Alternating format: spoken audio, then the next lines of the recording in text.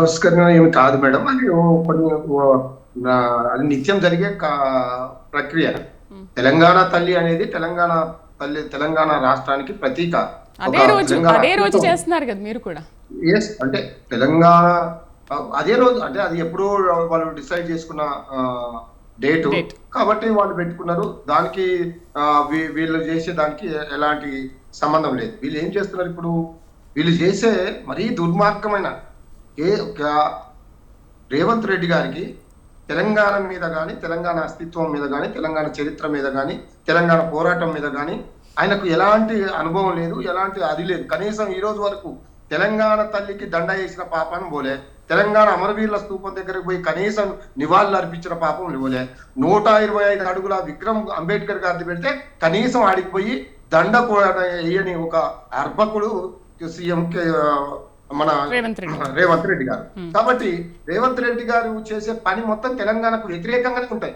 ఎందుకంటే ఆయనకు ఇష్టమే లేదు తెలంగాణ బాగుపడడం, తెలంగాణ రాష్ట్రం రావడం, తెలంగాణ రాష్ట్రం అన్నిటికంటే ముందుకు పోవాలనేది ఆయనకు ఇష్టం లేని కథ. ఎందుకంటే ఆయన ఉద్యమకారుడు కాదు.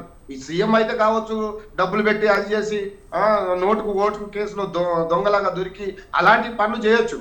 కానీ ఒక ఉద్యమకారుడిగా ఇప్పుడు సీనన్న అన్నట్టు ఒక ఉద్యమకారుడిగా నిర్మించలేడు. ఉద్యమకారుడి ఆ మాట పలకలేదు. ఎందుకంటే ఆయనకు జై తెలంగాణ అని కూడా ఎక్కడ ఇంతవరకు ఆయన సీఎం అయినాక కూడా ఒక్కసారి కూడా అనని వ్యక్తి ఎవరైనా ఉన్నారంటే రేవంత్ రెడ్డి గారు. కాబట్టి ఈయన ఏం చేయగలుగుతున్నాడు? ఆయన మార్పులు చేస్తున్నాడు. ఒక పక్క రాజముద్ర మీద మార్పు చేస్తా అంటాడు, ఒక పక్క తెలంగాణ తల్లి విగ్రహంలో మార్పు చేస్తా అంటాడు, కనీసం అమరవీరుల స్తూపం దగ్గరికి పోడు, తెలంగాణ మన అంబేద్కర్ విగ్రహం దగ్గరికి పోడు, ప్రజలకు వ్యతిరేకమైన కార్యక్రమాలు చేస్తుంటాడు. ఈయన ఎవరి కోసం పనిచేస్తున్నాడు అంటే ఓన్లీ కాంట్రాక్టర్ల కోసం.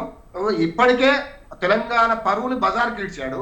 రెండోది హైదరాబాద్ ఇమేజ్ ని డ్యామేజ్ చేశాడు. హైదరాబాద్ లో నిజంగా ఎంత దరిద్రం అంటే వేరే దేశాలలో హైదరాబాద్ పేరు చెప్తేనే గొప్పగా కీర్తించబడే హైదరాబాద్ ని ఈ రోజు దాని ఇమేజ్ ని కూడా పూర్తిగా దెబ్బతీసే ప్రయత్నం హైదరాబాద్ పేరు మీద, మూసీ పేరు మీద అలా దొంగనాటకాలు ఆడుతూ ఆ విధంగా దాన్ని నాశనం చేస్తున్నాడు. ఇప్పుడు ఏం జరుగుతుంది? తెలంగాణ తల్లికి అసలు ఈయన తెలంగాణ తల్లి అంటే ఎట్లుంటాలా? తెలంగాణ తల్లి అంటే ఎంత ప్రేమించాలా? ప్రేమించే తల్లిని ఒక తెలంగాణ అస్తిత్వానికి తగ్గట్టు ప్రజలు మొక్కేటట్టు ఒక కిరీటం ఒక చేతిలో జొన్న కంకి, ఒక చేతిలో బతుకమ్మ, ఇదంతా తెలంగాణ అస్తిత్వానికి ప్రతిరూపాలు కదా. తెలంగాణ పోరాటం. రామ్మోహన్ గారు, మనకు తెలుసు అసలు తెలంగాణ తల్లి ఎలా ఉంటుంది, ఆమె రూపురేఖలు, ఆమె ఆకారం, ఆమె చేతిలో ఏం పట్టుకుంటుంది, కిరీటం పెట్టుకుంటుందా లేదా అనే విషయాలు మనకు తెలుసా? మీకు మీరే ఊహించుకొని ఆ విగ్రహాన్ని అలా తయారు చేశారు?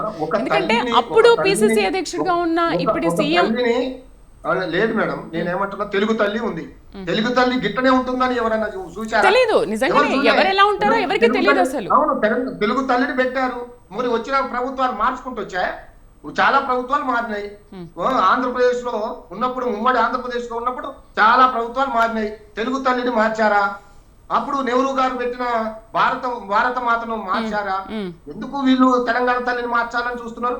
అంటే కేసీఆర్ గారి ఏది చేసినా కానీ అది తప్పుగా చూపెట్టే ఒక దుర్మార్గమైన కుట్ర ఇది. ఇంతకంటే ఇది దౌర్భాగ్యమే ఉంటది.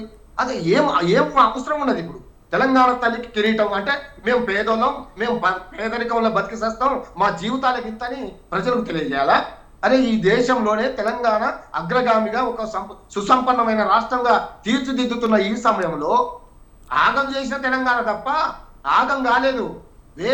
వేరే వాళ్ళు దీన్ని తొక్కేసబడ్డారు అంతే తప్ప తెలంగాణ తనకు తాను చాలా గొప్పగా బతికిన తెలంగాణ. కాబట్టి ఎప్పుడు కూడా దాని అస్తిత్వం గొప్పగా ఉండాలి. కానీ మా జీవితాలకు ఇంతే, మా బతుకు ఇంతే, మాది ఇంతే, ఈ అప్పుల రాష్ట్రం అంటే నీకు అప్పులు ఏడ కూస్తాయి, నీకు మర్యాద ఏడ దొరుకుతుంది, నీకు సమాజంలో నువ్వు గౌరవం అడుగుతుంది. ఇవన్నీ కనీసం ఒక సీఎం గా ఉన్న వ్యక్తి చూసుకోవాల్సిన బాధ్యత ఉందా లేదా? నేను చాలా క్లియర్ గా, నేను ఒక ఉద్యమకారుడిగా 170 కేసులు అది శ్రీనివాస రెడ్డి గారికి తెలుసు. మా సారు పాపారావు గారు ఉన్నారు, తెలంగాణ అస్తిత్వం గుండెల్లో పెంచుకుంటున్న వ్యక్తి ఆయన గొప్ప మేధావి. తెలంగాణకు ఒక గొప్ప మేధావిగా అన్ని రకాల అంశాలు మాట్లాడగలుగుతారు. కాబట్టి వాళ్ళని కూడా కేసీఆర్ గారి మనసులో లేదా ఇంకోటి తెలంగాణ వాదులుగా, అంటే తెలంగాణ వాదులు అంటే మీకు ఇష్టం లేదు, తెలంగాణ పదం అనేది మీకు ఇష్టం లేదు. కాబట్టి తెలంగాణ రాష్ట్రాన్ని చిన్నాభిన్నం చేయాలి. అన్ని రకాలుగా ముక్కలు చెక్కలు చేసి ఆగం చేసి బయటపడాలి. ఎట్లా మీ పని అయిపోయింది. 4 సంవత్సరాల తర్వాత మిమ్మల్ని కుక్కలు కూడా దేవగలిగి మీకు అర్థం కావడం లేదు. ఇప్పటికే ప్రజలు తుప్పుకుని ఉమ్మేస్తున్నారు. ఒక్కటి కాదు, 2 కాదు, అన్ని సర్వ పాపాలకు కారణభూతులయ్యారు. మీరు పాపాలు మూట కట్టుకుంటున్నారు, అబద్ధాలతో ఈ రాష్ట్రాన్ని నడుపుతున్నారు.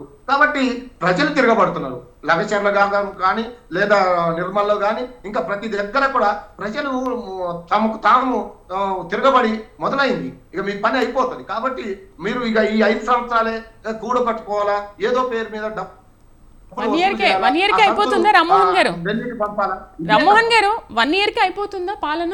ఏంటి 1 year లోనే తెలిసిపోయింది ఇంకో 4 సంవత్సరాలు ఉంది, 4 సంవత్సరాలు పాలించాలి. అసలు వాళ్ళు ఏం చేస్తున్నారని మీరు కూడా వేచి చూడాలి కదా. బీఆర్ఎస్ ప్రభుత్వం 10 ఏళ్లు పరిపాలించినప్పుడు అందరూ చూసారు కదా ఏం జరిగింది, అసలు ఏం వచ్చాయి ఏం రాలేదు అనేది. ఇప్పుడు మీరు కూడా వెయిట్ చేయాలి కదా ఒక 4 ఏళ్ళు. ఒక్క నిమిషం ఉండండి. కేంద్రంలో మా పార్టీ లేదు అధికారంలో. మాకు అవార్డులు ఇచ్చింది ఎవరండి? 10 సంవత్సరాలు కేంద్రంలో ఉన్న బీజేపీ పార్టీ అవార్డులు ఇచ్చింది. గ్రామ స్థాయిలో అవార్డులు ఇచ్చింది, మున్సిపల్ స్థాయిలో అవార్డులు ఇచ్చింది, పంటల విషయంలో అవార్డు ఇచ్చింది, కరెంటు విషయంలో అవార్డులు ఇచ్చింది, మిషన్ భగీరథ విషయంలో అవార్డులు ఇచ్చింది, రైతు బంధు విషయంలో అవార్డులు ఇచ్చింది. అవార్డులు పొందింది మేము అంటే మంచిగా చేశాం కాబట్టి, ప్రజలకు అంత దగ్గరగా అయ్యాం కాబట్టి కొన్ని అన్ని అవార్డులు కేంద్రంలో ఏ పార్టీ ఉన్నా కానీ వాళ్ళు ఒక సర్వే ప్రకారం ఇస్తారు కాబట్టి అన్ని అవార్డులు మాకు వచ్చాయి. మరి వీళ్ళు చేసింది ఏంటంటే ఈ 11, 12 నెలల్లో ఒక్క ప్రాజెక్ట్ అనేది తెచ్చారా? ఎట్లా అభివృద్ధి అవుతుంది హైదరాబాద్? ఎట్లా డెవలప్ అవుతుంది హైదరాబాద్?